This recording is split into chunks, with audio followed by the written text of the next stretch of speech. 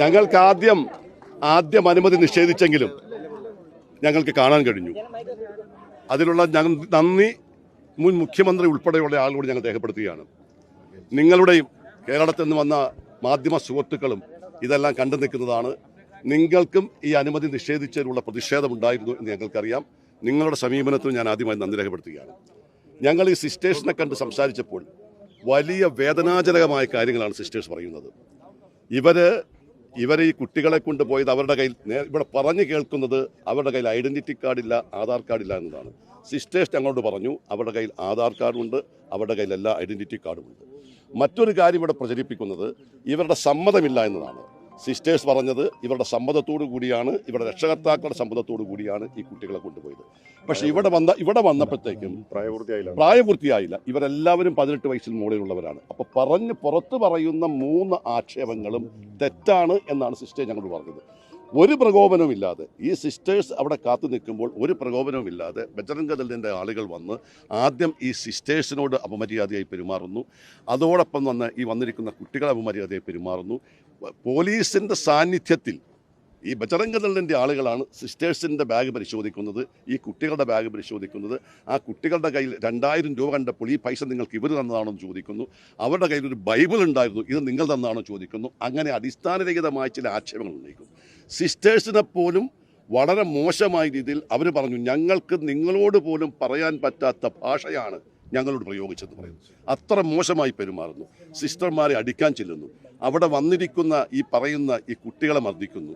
അതുമാത്രമല്ല, ഇവിടെ അറിയപ്പെടുന്ന പല കേസുകളിലും പ്രതികളായ ചില ആളുകളാണ് ഇതിൻ്റെ പിന്നിൽ പ്രവർത്തിച്ചതെന്നാണ് ഞങ്ങളുടെ അന്വേഷണത്തിൽ മനസ്സിലാക്കാൻ കഴിഞ്ഞിരിക്കുന്നത്. അപ്പോൾ ഇത് വളരെ മനഃപൂർവ്വം കരുതിക്കുട്ടി നടത്തിയിരിക്കുന്ന ഒരു അക്രമമാണ്. ഛത്തീസ്ഗഡിൽ അറസ്റ്റിലായ കന്യാസ്ത്രീകളുടെ ജാമ്യാപേക്ഷ തള്ളി.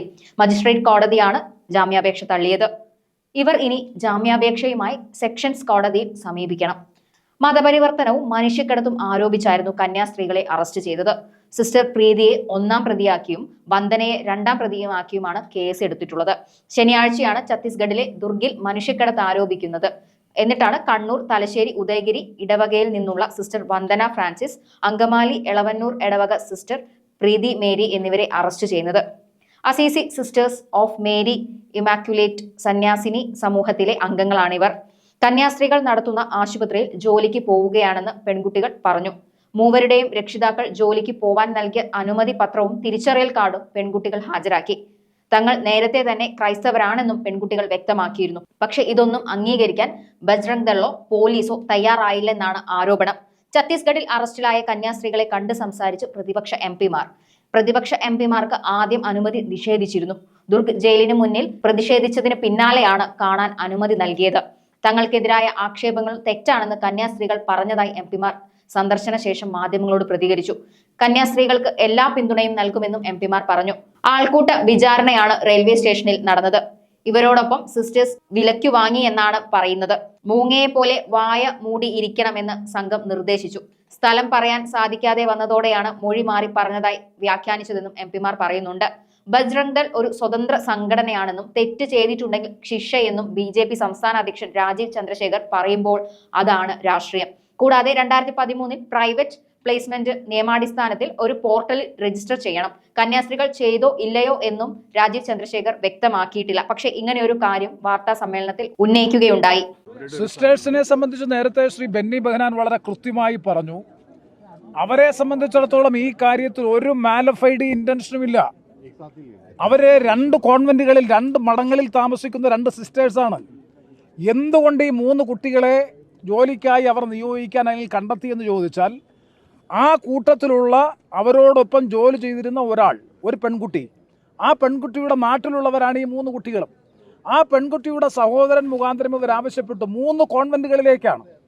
അവർ 3 സ്ഥലത്ത്, ആഗ്രയിലും വേറൊരു സ്ഥലം ഷെഡോളിലേക്കും വേറെ പോകുന്ന വഴിക്ക് വേറെ സ്ഥലം, 3 കോൺവെന്റുകളിലേക്കാണ് ഇവർക്ക് ആളെ ആവശ്യമായി വന്നത്. അതിനു വേണ്ടിയിട്ട് അവിടെ ജോലി ചെയ്തിരുന്നയാളിൻ്റെ സഹോദരനെ നിയോഗിച്ചു, അവർ കൊണ്ടുവന്നു. ഇവർ 2 ട്രെയിനിലാണ് ഇവിടെ വന്നു ചേർന്നത്. അവിടെ വെച്ചാണ്, റെയിൽവേ സ്റ്റേഷനിൽ വെച്ചാണ് അവർ കണ്ടുമുട്ടുന്നത്. അങ്ങനെ അവരെ കൊണ്ടുപോകാൻ ശ്രമിക്കുന്ന ഘട്ടത്തിലാണ്, പ്ലാറ്റ്ഫോം ടിക്കറ്റ് ഇല്ലാത്തതിൻ്റെ പേരിൽ റെയിൽവേ പ്രൊട്ടക്ഷൻ ഫോഴ്സ് പരിശോധിച്ച ഘട്ടത്തിലാണ് ഇതൊരു വിവാദമാകുന്നതും അതിൻ്റെ അടിസ്ഥാനത്തിൽ ഇത് മതപരിവർത്തനത്തിന് വേണ്ടി കൊണ്ടുപോകുന്നതാണ്, രേഖകളില്ലാതെയാണ്, ആദ്യം മനുഷ്യക്കടത്താണെന്ന് പറഞ്ഞു, മനുഷ്യക്കടത്ത് നിൽക്കില്ല എന്ന് കണ്ടപ്പോൾ മതപരിവർത്തനമാണെന്ന് പറഞ്ഞു. ഇപ്പം മതപരിവർത്തനം അടക്കം 10 വർഷം വരെ ശിക്ഷ ലഭിക്കാവുന്ന മതപരിവർത്തനം വരെയുള്ള കേസിട്ടാണ് ഈ പാവപ്പെട്ട സിസ്റ്റേഴ്സിനെ കൽത്തുറുങ്കിൽ അടച്ചിരിക്കുന്നത്. അല്ല, അവരുടെ മാനസികാവസ്ഥ അവര് കുരിശുൾപ്പെടെ ഏറ്റവും വിശ്വാസപരമായിട്ടുള്ള ആചാരപരമായിട്ടുള്ള കാര്യങ്ങൾ പോലും കാരണം ജയിൽ ചട്ടങ്ങളും വ്യവസ്ഥകളും അനുസരിച്ച് ധരിക്കേണ്ട വസ്ത്രങ്ങളും മറ്റെല്ലാ കാര്യങ്ങളും ഉണ്ട്. അതടക്കം അവരുടെ മാനസികമായിട്ടുള്ള പീഡനം ഭീകരമായിട്ടുള്ള പീഡനമാണ്. അവർക്ക് ജയിലിൽ സൗകര്യമെല്ലാം ഉണ്ട്, പക്ഷേ സന്യാസ വസ്ത്രം തന്നെയാണ്. അവർ ജയിലിൽ അവർക്ക് സൗകര്യങ്ങളെ സംബന്ധിച്ച് പരാതിയില്ല, പക്ഷേ പോലീസ് സ്റ്റേഷനിൽ വെച്ചുണ്ടായ പീഡനം ഇവിടെ ശ്രീ ബെന്നി ബെഹനാൻ വിശദീകരിച്ചല്ലോ. ആൾക്കൂട്ട വിചാരണയല്ലേ റെയിൽവേ സ്റ്റേഷനിലും പോലീസ് സ്റ്റേഷനിലും നടത്തിയത്? പോലീസ് ഒഫീഷ്യൽസ് നോക്കി നിൽക്കെ ഈ പെൺകുട്ടികളുടെ ബാഗ് മുഴുവൻ തുറന്ന് അടിവസ്ത്രങ്ങളടക്കം പരിശോധിക്കുകയും അതിനകത്ത് 2000 രൂപ കണ്ടപ്പോൾ ആ 2000 രൂപ സിസ്റ്റേഴ്സ് നൽകി നിങ്ങളെ വിലയ്ക്ക് വാങ്ങി മനുഷ്യക്കടത്തിന് വേണ്ടി കൊണ്ടുപോകുന്നതാണ് എന്ന് പറയണമെന്ന് അവരെ കൊണ്ട് മൊഴി പറയാൻ ഈ സിസ്റ്റേഴ്സിൻ്റെ മുമ്പിൽ വെച്ച് നിർബന്ധിക്കുകയും നിങ്ങൾ മൂങ്ങയെപ്പോലെ വായു മൂട്ടിയിരുന്നോളണം. സിസ്റ്റേഴ്സിനോട് ഈ ബജ്രംഗദൾ പ്രവർത്തകർ പറഞ്ഞതാണ്, നിങ്ങൾ മിണ്ടാൻ പാടില്ല, മൂങ്ങയെപ്പോലെ വായ മൂടി ഇരുന്നു കൊള്ളണമെന്ന് കൃത്യമായി കർശനമായി നിർദ്ദേശിക്കുകയും ഒക്കെ ചെയ്യുക എന്ന് പറഞ്ഞാൽ ആ ഒരു സമ്മർദ്ദത്തിനും നിർബന്ധത്തിനും വഴങ്ങിയിട്ടാണ് ഒരു കുട്ടി പെട്ടെന്ന് സ്ഥലം പറയാൻ കഴിയാതെ പോയപ്പോഴാണ് ഈ കൺഫ്യൂഷൻ ഉണ്ടായി. അതിന്റെ അടിസ്ഥാനത്തിലാണ് മൊഴി മാറി പറഞ്ഞു എന്നതിന്റെ പേരിൽ കേസെടുത്തു.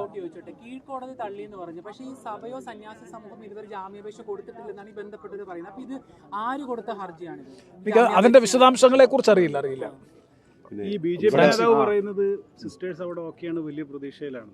അനൂപ് ആന്റണി എവിടെ ഈ ആ സിസ്റ്ററിന്റെ ബ്രദറിനെ കണ്ടപ്പോൾ ഉണ്ടായിരുന്ന ആ സിസ്റ്ററിന്റെ വിങ്ങിപ്പൊട്ടൽ കണ്ടവരാണ് ഞങ്ങൾ. അനിൽ ആന്റണിക്ക് ചിലപ്പോൾ അത്തരം വികാരങ്ങൾ അനൂപിന് ചിലപ്പോൾ അതിൻ്റെ ആ മാനസികാവസ്ഥ മനസ്സിലാക്കാൻ പറ്റുന്നില്ല. മനുഷ്യത്വമുള്ള ഒരു വ്യക്തിയാണെങ്കിൽ സ്വാഭാവികമായ ആ സിസ്റ്ററിൻ്റെ മാനസികാവസ്ഥ മനസ്സിലാക്കാൻ പറ്റണം. പിന്നെ ഇവിടെ ഒരു പരിവർത്തനം നടക്കുന്നുണ്ട്, അത് മതപരിവർത്തനമല്ല. ഇന്ത്യ ഒരു മതേതര രാജ്യമാണ്. ആ മതേതര രാജ്യത്തിൽ നിന്നും ഇന്ത്യയെ ഒരു വർഗീയ രാജ്യമാക്കി മാറ്റുന്നതിന് വേണ്ടിയുള്ള പരിവർത്തനമാണ് ഇവിടെ നടക്കുന്നത്.